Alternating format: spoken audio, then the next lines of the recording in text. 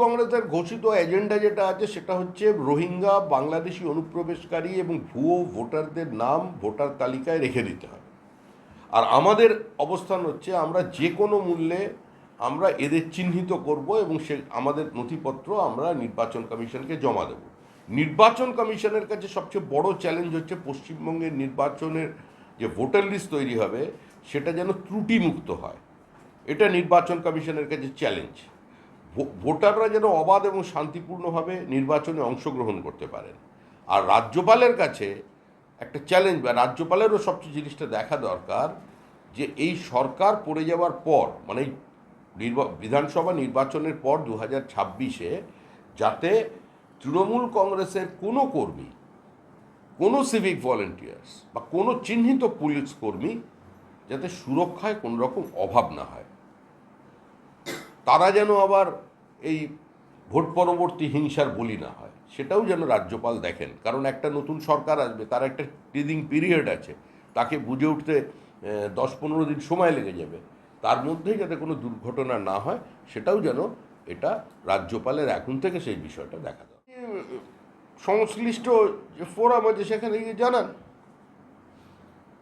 উনি নদিয়ার জনপ্রতিনিধি, তা উনি এটা নিয়ে আন্দোলন করুন, অবস্থান করুন, যেখানে যেটা করার আছে সেটা করুন।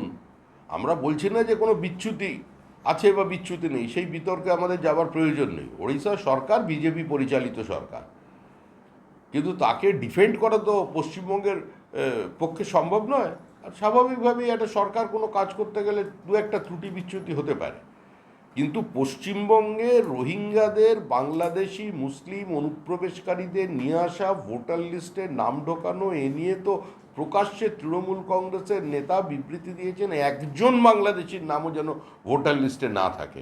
এবং মুখ্যমন্ত্রী, যিনি একদিন এই অনুপ্রবেশ নিয়ে সমস্ত কাগজপত্র স্পিকারের টেবিলে ছুঁড়ে ফেলে কেঁদে বেরিয়ে এসেছিলেন হল থেকে, সেই মুখ্যমন্ত্রী আজকে তিনি বাঙালি ইস্যু তুলছেন এবং অতীতে বলেছেন যে অনুপ্রবেশ বলে কিছু নেই, ও যাওয়া আসা এটা তো চলবেই।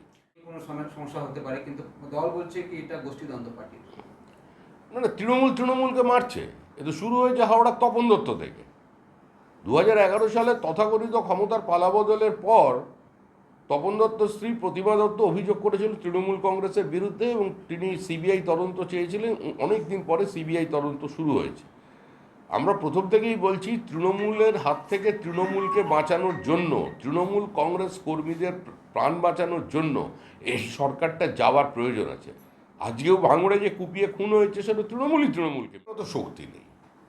আইএসএফের যদি এত শক্তি থাকতো তাহলে আইএসএফের বিধায়কের গাড়ি ভাঙচুর হতো থানার সামনে। সে তো নিজেই নিজের নির্বাচিত যেখান থেকে হয়েছেন সেই কেন্দ্রের সমস্ত জায়গায় পৌঁছতে পারছেন না। দিনের আলোর মতো পরিষ্কার, স্থানীয় প্রত্যেকটি মানুষ জানে যে মারা গেছে সে একজন নেতার ঘনিষ্ঠ, তার উল্টো দিকের গ্রুপের আরেকজনকে মেরে দেওয়া হয়েছে। এর কারণ কি? কারণ তৃণমূল কংগ্রেস 2011-র আগে যাদের সিপিআইএমের হারমাত বলে চিহ্নিত করেছিল, যাদের মধ্যে একজনকে মুখ্যমন্ত্রী প্রশাসনিক সভায় তুই তো বোম্মা দিস, তোরা তো খালি বোম্মারিস বলে বোমাবাজ হিসেবে প্রতিষ্ঠিত করে দিয়েছিলেন প্রকাশ্যে, তাকেই তৃণমূল কংগ্রেস আবার সেখানকার বিধায়ক বানিয়ে দিয়েছে। তো স্বাভাবিকভাবেই এই লড়াইয়ের মধ্যে তো কোনো রাজনীতি নেই। এই লড়াইয়ের মধ্যে যেটা আছে সেটা হচ্ছে শুধু দখলদারি, জমির দালালি, জনহিতকর প্রকল্পের ওপরে নিজেদের আধিপত্য বিস্তার করা, টাকা 75-25-এর ভাগ সকলকে দিয়ে খাওয়া থেকে একটু বিচ্যুতি, তার জন্যই খুন। আর এখন যাবার বেলায় বুঝতে পারছেন যে সময় শেষ হয়ে আসছে, এখন আরও চাই, বেশি চাই, পুরোটা চাই, খুন আরও বেশি। যতদিন যাবে বাড়বে। বাংলা খবর, আপনার রাজনীতি, আপনার আওয়াজ।